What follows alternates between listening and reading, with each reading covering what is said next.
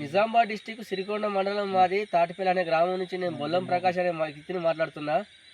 Sir, ఈ గ్రామంలో పొద్దున 7 గంటలకు పోయినటువంటి కరెంటు మ్యాక్సిమం సాయంత్రం 11 గంటలు అవుతుంది. ఇప్పటి వరకు స్పందించినటువంటి అధికారులు, ముఖ్యంగా ఈ గ్రామానికి సంబంధించినటువంటి లైన్మెన్ కావచ్చు, ఈ గ్రామానికి సంబంధించిన ఎల్ఐ అయితే ఇంకా పూర దొంగ గుద్దలు లంచాలకు ఎగబడ్డాడు. వాడు దొంగ అయిపోయిండు. లైన్ ఇన్స్పెక్టర్ మా గ్రామాన్ని మొత్తానికి పట్టించుకోవడం లేదు.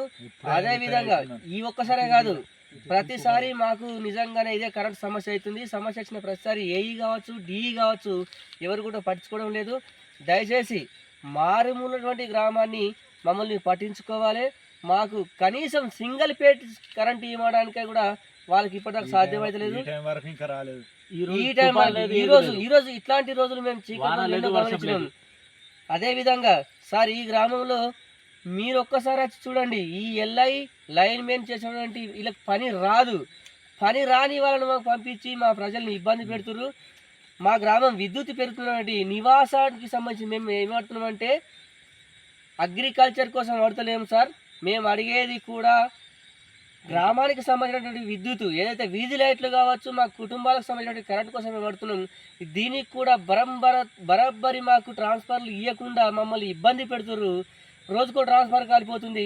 ముఖ్యంగా మా దళిత వాళ్ళ ఒక కుండి ఉంటుంది సార్, ఆ కుండిని మొత్తానికే పట్టించుకోవడం లేదు. అది ద్వారా మాకు ఇబ్బంది అవుతుంది.